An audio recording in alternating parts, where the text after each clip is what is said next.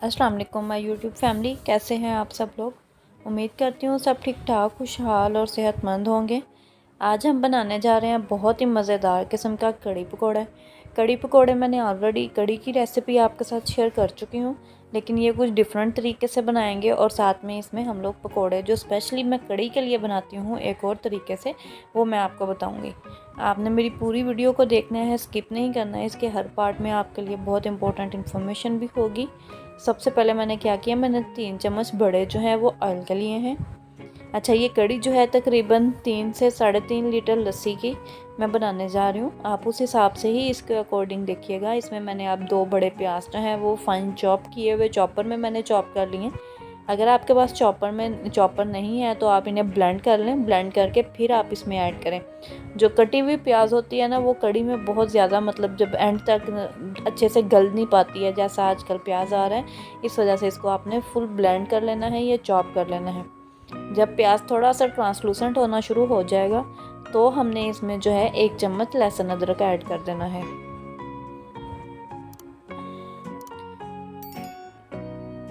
अभी प्याज थोड़ा सा हमारा ब्राउनिश होने की तरफ जा रहा है।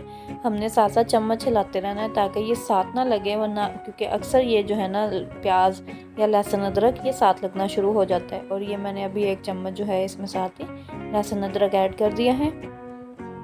और लहसुन अदरक का भी मैं पेस्ट ही ऐड करूँगी। इसमें मैं कोई भी चीज़ साबुत ऐड नहीं कर रही हूँ, मैं हर चीज़ पेस्ट में ही बनाकर इसमें ऐड कर रही हूँ। उससे क्या होता है, उससे एक ग्रेवी बहुत अच्छी सी बनती है। जैसे ही आपको लगे कि आपका मसाला जो है वो साथ लगना शुरू हो गया, हल्का सा इसमें पानी का छींटा लगा लें। पानी का छींटा लगाने से आपकी क्वांटिटी पर या आपके खाने पर कोई असर नहीं पड़ेगा, बस ये है कि ये जलने से बच जाएगा। जब अच्छे से लहसुन अदरक भून जाए तो मैंने इसमें टोमेटो पेस्ट ऐड कर देना है। तकरीबन 2 बड़े टमाटोज़ लिए हैं, उनका पेस्ट जो है वो बनाकर मैंने फ्रीज़ किया हुआ था, वो मैंने ऐड किया है इसमें। 2 क्यूब हैं ये, इसी वजह से क्योंकि 2 बड़े टमाटर हैं। और इसके साथ ही मैं सब्ज़ मिर्चों का पेस्ट ऐड करूँगी। तकरीबन ये टोटल 7 से 8 सब्ज़ मिर्चें हैं जिनका मैंने पेस्ट इसमें ऐड कर दिया है। और अब हम इन सब चीज़ों को भी भून लेंगे।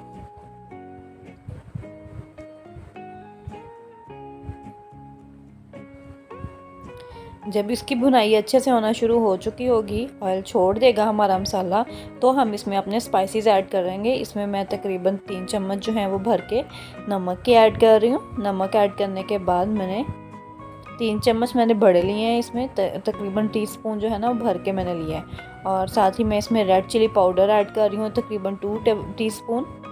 अच्छा, ये कड़ी ज़्यादा क्वांटिटी में मैं बना रही हूँ इसलिए इसमें स्पाइसेस ज़्यादा डल रहे हैं। आप ऊपर नीचे कर सकते हैं अपने स्पाइसेस टेस्ट के अकॉर्डिंगली। मैंने 1 टीस्पून इसमें 1.5 टीस्पून इसमें हल्दी का ऐड किया है।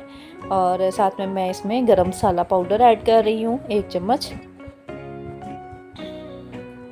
साथ में मैंने इसमें थोड़ा सा साबुत ज़ीरा ऐड किया है, तकरीबन 1/2 टीस्पून। बाकी का ज़ीरा जो है वो मैं बाद में इसमें ऐड करूँगी, और वो कब करूँगी वो देखने के लिए आपको पूरी वीडियो मेरी देखनी होगी। और यहाँ पर ये तकरीबन 3 लीटर जो है वो लस्सी थी, और लस्सी में मैंने 2 चम्मच 1.5 चम्मच जो है ना वो भर के मैंने इसमें ऐड किया है बेसन का। और इसको मैं अच्छे से मिक्स कर लूँगी। ये बेसन लस्सी जो है बेसिकली मेरे पास जो है वो चाटी की लस्सी थी, असल में मक्खन जो बनाया जाता है उसकी। अगर आपके पास चाटी की लस्सी अवेलेबल ना हो तो आप दही की लस्सी भी बना सकते हैं, या घर में जो मक्खन बनाते हैं उसकी लस्सी जो निकलती है। मक्खन आपने जाग लगा के निकालना है और उससे जो लस्सी बनेगी ये आप उससे भी बना सकते हैं। और यहाँ पर दूसरी तरफ हमारा जो मसाला है वो अच्छे से भून चुका है, और बेसन जो है वो मैंने बीटर की मदद से अच्छे से लस्सी में मिक्स कर लिया हुआ है।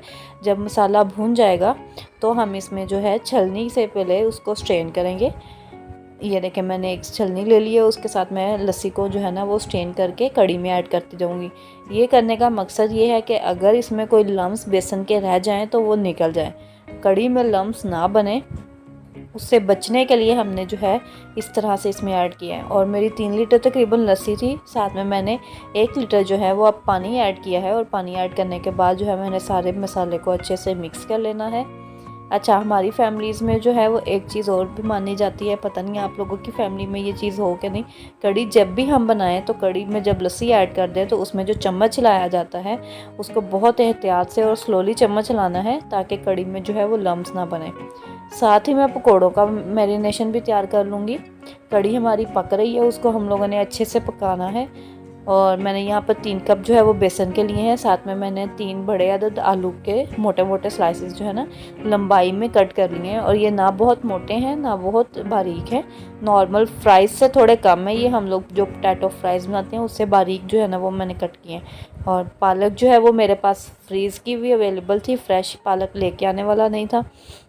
अगर आपके पास फ्रेश हो तो आप फ्रेश ऐड करें। तकरीबन ये एक आधे किलो के बराबर जो है ना वो पालक मैंने इसमें ऐड कर दी है। ये फ्रीज़ की हुई पालक है और इसलिए थोड़ी सी इसकी आपको लुक जो है वो नरम सी आ रही होगी। अगर फ्रेश होगी तो उसकी क्या ही बात है। अब इसमें मैं ड्राई इंग्रेडिएंट्स ऐड करूँगी। मैंने 2.5 टीस्पून जो है सॉल्ट ऐड कर दिया है।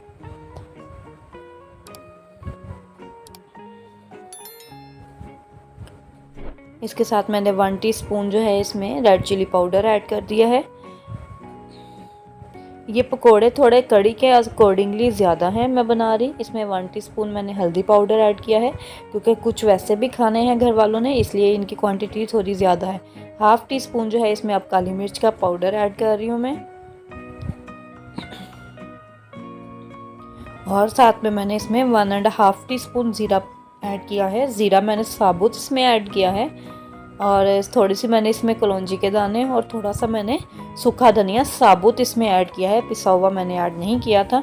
और ये मैंने इस तरह से कुछ मिक्स करना शुरू कर दिया है। पानी अभी फ़ौरन से मैं ऐड नहीं करूँगी, मैं पानी इसमें बाद में ऐड करूँगी, क्योंकि मैंने पोटैटोज़ भी वॉश किए थे, उसमें भी पानी का मॉइस्चर काफ़ी ज़्यादा था और पालक भी मेरी फ्रीज़ हुई थी। मैं इसी तरह से इसको मिक्स करके अच्छे से एक घोल बना लूँगी। घोल मैंने ज़रा सख्त सा रखा है, ज़्यादा पतला नहीं करना है इसको। ऑयल मेरा गर्म हो चुका था फ्राई करने के लिए। साथ ही मैं पकोड़े हाथ से इसमें डाल रही हूँ। आप अगर तो हाथ से डालने में इजी हो तो आप हाथ से डालिएगा, अदरवाइज़ आप चम्मच की मदद से ज़रा फैला कर पकोड़े बनाइएगा।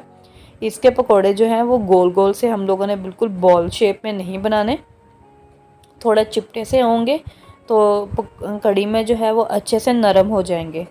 और इसमें मैंने और कोई प्याज वगैरह भी ऐड नहीं किया है। नॉर्मल पकोड़ों में हम प्याज ऐड करते हैं। और पकोड़े बनाते हुए सबसे पहली जो मेन टिप है वो यही है कि आपने फौरी तौर पर इसमें चम्मच नहीं हिलाना। अभी आप देख रहे हैं मैं जो चम्मच हिला रही हूँ तो मेरे पकोड़े एक साइड से तकरीबन पक चुके हैं, फिर मैंने इसमें चम्मच हिलाया है। इस तरह से क्या है, पकोड़ों की एक अच्छी सी शेप आ जाती है और क्रिस्पी बनते हैं।